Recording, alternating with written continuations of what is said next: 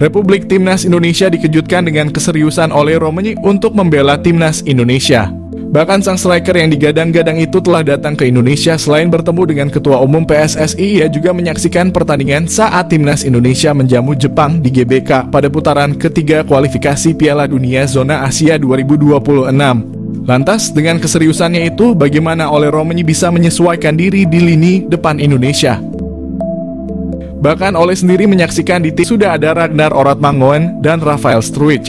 Dengan kehadiran Ole di Timnas Indonesia dapat membentuk trio dalam skema 3-4-3. Jika Ole ditempatkan sebagai penyerang nomor 9, maka Ragnar Oratmangoen dan Rafael Struijk bisa kembali ke posisi aslinya sebagai sayap.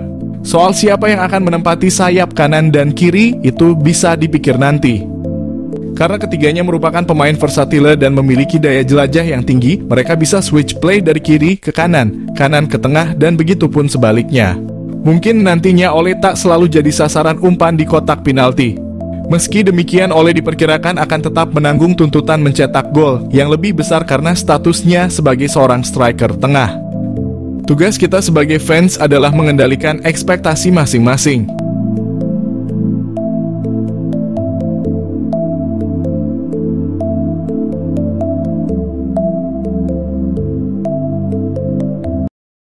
Erick Thohir mengisyaratkan Ole Romagnoli sedang menjalani perpindahan kewarganegaraan untuk membela Timnas Indonesia dalam lanjutan putaran ketiga kualifikasi Piala Dunia 2026 Zona Asia.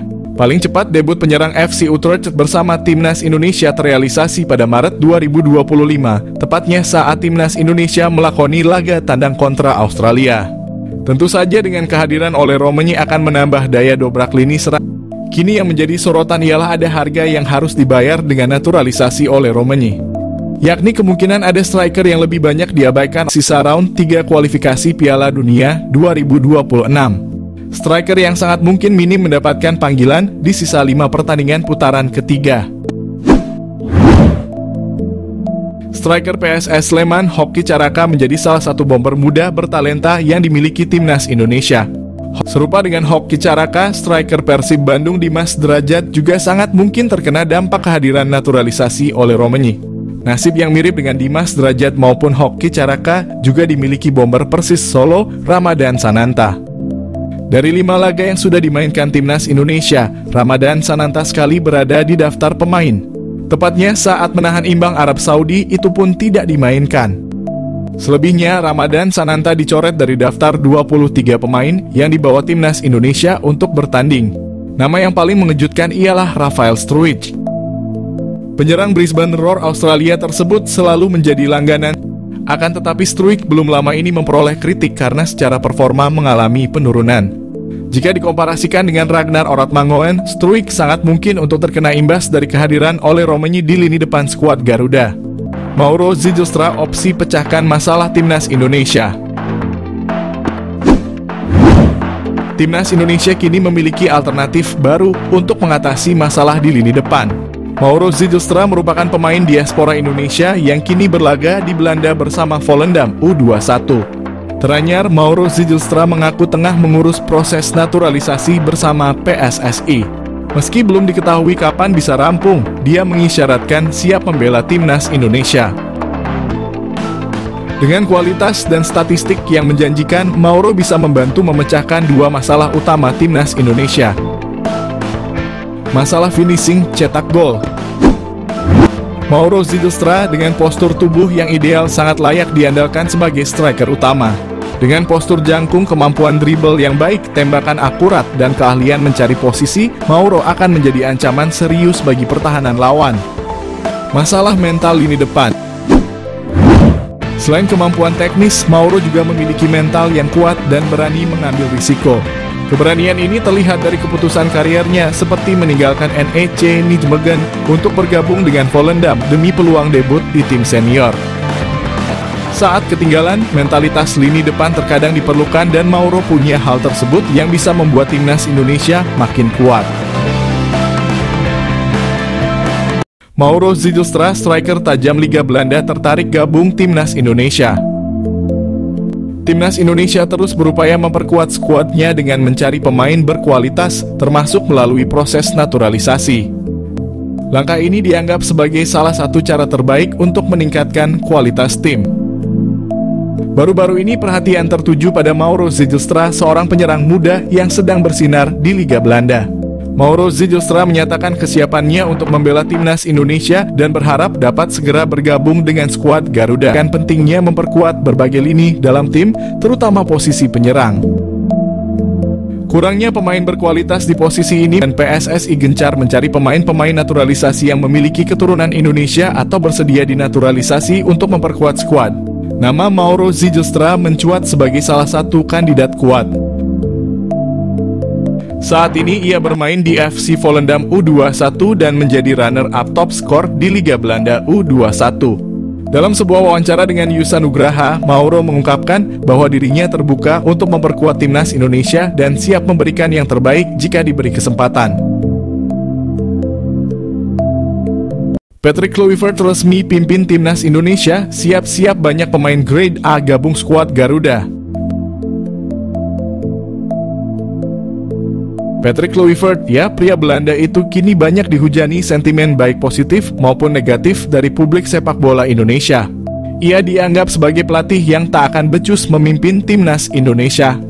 Akan tetapi di balik penunjukan Kluivert ini ternyata tersimpan misi khusus, yakni mendatangkan lebih banyak para pemain keturunan grade A. Kluivert ibarat magnet bagi pemain yang tadinya ogah-ogahan jadi makin tertarik gabung timnas Indonesia. Hal itu bahkan sudah ia buktikan saat menukangi timnas Curaçao. Lantas, siapa saja pemain grade A yang bakalan dibawa oleh Kluivert? Pemain yang santer dilaporkan akan segera dinaturalisasi adalah Jairo Riedewald. Mantan pemain Crystal Palace ini sudah disinggung langsung oleh Erick Thohir saat jumpa pers pemberhentian STY. Menurut pengakuan ex-co PSSI Arya Sinulinga, penunjukan Kluivert sebagai pelatih telah membuat Jairo Riedewald berubah pikiran. Yang tadinya ogah-ogahan, kini bahkan sudah mengatakan ya untuk segera gabung. Pemain yang berseragam Antwerp itu bahkan sudah menyiapkan dokumen untuk segera diproses. Proses naturalisasi Jairo diharapkan rampung sebelum Maret. Artinya, sang pemain sudah tersedia saat melawan Australia dan Bahrain. Kehadiran pemain yang juga punya darah Suriname seperti Jairo diharapkan mampu menambah kekuatan di lini tengah, khususnya sebagai gelandang bertahan. Duetnya dengan Ivar Jenner atau Tom Haye akan menciptakan kombinasi yang seimbang. Perannya yang lebih sebagai tukang jagal dan membantu pertahanan akan membuat lini tengah timnas Garuda tak mudah diacak-acak. Selain Riedewald, gelandang lain yang dilaporkan akan gabung timnas gara-gara keberadaan Kluivert adalah Joy Pelupessi. Pelupessi adalah pemain yang punya darah Maluku dari pihak sang kakek. Dirinya pernah tertarik untuk bergabung dengan timnas Indonesia gara-gara bujukan teman dekatnya, Saine Patinama. Pelupessi akan menjadi amunisi tambahan di posisi gelandang bertahan yang bertipe petarung seperti Jairo. Apalagi pemain ini adalah mantan anak asuh kesayangan Kluivert dulu ketika menangani Jong Twente. Nama mantan pemain PSG Mitchell Bakker mencuat sebagai calon kuat naturalisasi berikutnya timnas Indonesia.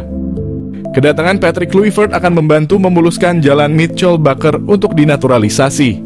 Ketum PSSI pada jumpa pers Senin 6 Januari sempat mengatakan bahwa dokumen garis keturunan Bakker masih akan dicari dan dipastikan. Meski agak sulit, namun PSSI akan terus berupaya untuk memproses Bakker. Jika sukses dan tak terkendala dokumen, Bakker akan menjadi bek serba bisa di skuad Garuda. Ia bisa dijadikan sebagai bek tengah sebelah kiri atau wingback kiri di format 3 back. Selain itu, kehadiran Bakker akan menambah opsi bek kidal timnas selain Justin Hubner, Saine Patinama maupun Calvin Verdonk. Namun, jika gagal mendapatkan bek kiri sekelas Bakker, tenang saja, ada bek kiri lagi yang sama-sama punya kualitas grade A. Ia adalah Jayden Oosterwolde. Bek kiri yang juga serba bisa di beberapa posisi ini juga berpeluang gabung pasca kehadiran sosok Kluivert. Sebenarnya dulu Jayden Oosterwolde sempat akan dinaturalisasi oleh PSSI. Pada tahun 2021, PSSI sempat melakukan kontak pada Jayden yang saat itu bermain untuk FC Twente. Namun saat itu sang pemain menolak dengan alasan ingin menunggu panggilan dari timnas Belanda. Seiring berjalannya waktu, kini ia tak kunjung mendapatkan panggilan itu. pasca kehadiran Kluivert, timnas Indonesia berpotensi diperkuat beberapa pemain naturalisasi tambahan pasca Struijk. Struijk adalah pemain yang berposisi sebagai bek tengah. Pemain 25 tahun ini akan jadi opsi pelapis yang tepat bagi Jay dan Mads Hilgers. Ia akan jadi opsi yang lebih muda daripada Jordi Amat. Miliano Jonathans mengaku telah dihubungi oleh Shin Tae-yong. Miliano Jonathans yang selalu disebut menjadi naturalisasi timnas Indonesia saat ini, dia telah mengaku bahwa sudah menjalin komunikasi baik dengan pelatih timnas Indonesia Shin Tae-yong. Miliano Jonathans dapat masuk naturalisasi karena dia sendiri memiliki garis keturunan dari Depok, Jawa Barat. Miliano Jonathans sendiri tengah bertanding bersama Vitesse Arnhem di Eerste Divisie atau kasta kedua Liga Belanda. Miliano Jonathans setelah ditanyakan apakah pernah dihubungi oleh Shin Tae-yong, dengan santainya dia menjawab, "Ya, kami masih berkomunikasi," jawabnya dinukil dari ESPN Belanda. Miliano Jonathans sendiri mengaku masih membuka peluang untuk membela timnas Indonesia. Diketahui Miliano juga pernah dipromosikan ke tim utama sejak tahun 2022, akan tetapi karena usianya yang masih muda dia lebih turun di Liga Belanda U21.